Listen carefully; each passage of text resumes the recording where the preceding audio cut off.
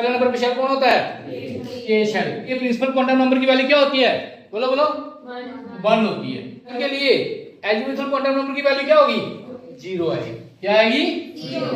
0 का मतलब है ए की वैल्यू है। इसका मतलब ये हुआ कि पहले वाले शेल में सिर्फ एक ही सब शेल होता है। एल शेल पे, एल शेल के लिए प्रिंसिपल क्वांटम नंबर क्या होता है? 2 होता है। मीन इसका नंबर ही दूसरा होता है। वो है, अब निकालो एल की वैल्यू, उसमें 2 सब शेल होती है, 2 में से किसी में हो सकता है। समझाया? कौन से शेल की बात कर रहे हैं? थर्ड शेल की। तो इसकी वैल्यू कितना हो जाएगी? 0 भी होगी, 1 भी होगी, 2 फिर हो गई 3। पहले वाले शेल में एक सब शेल होता है, दूसरे वाले में 2 होते हैं, तीसरे वाले में 3 होते हैं। ये तो क्लियर हो। शेल में फोर्थ 0 लेके 1 2 3 उसमें कितने होंगे? 4। बैठो। एल की वैल्यू 0 है, मीन एस सब शेल की बात हो रही है। एल की वैल्यू 1 है तो अगर एल की वैल्यू 2 है तो किसकी हो रही है? डी की। अगर 3 है तो किसकी हो रही है? पहले वाले शेल में कितने सब शेल है? 3 सब शेल है। उस सब शेल की वैल्यू क्या है? 0 है।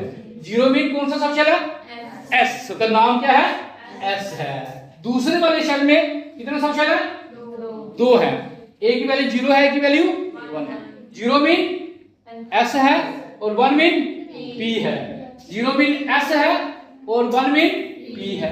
तीसरे वाले सब शेल में 0 1 2 0 मीन एस पी और डी। ऐसे चौथे वाले में 4 कौन कौन सा? S P D F. अब देखो यार, पहले वाले शेल में एक ही सब शेल है एस, दूसरे वाले में एस पी या एस पी डी, चौथे वाले एस पी डी एफ, आगे S P D F, S P D F, सब में ऐसे होते हैं। एस तो सभी में है, एस तो पी भी सभी में है, पी इसको छोड़ के सब बाकी सभी में है, डी 2 को छोड़ के बाकी सभी में होगा। ठीक है। अब इनको अलग कैसे किया गया? नाम सही मायने में नाम कैसे डालेंगे इनके?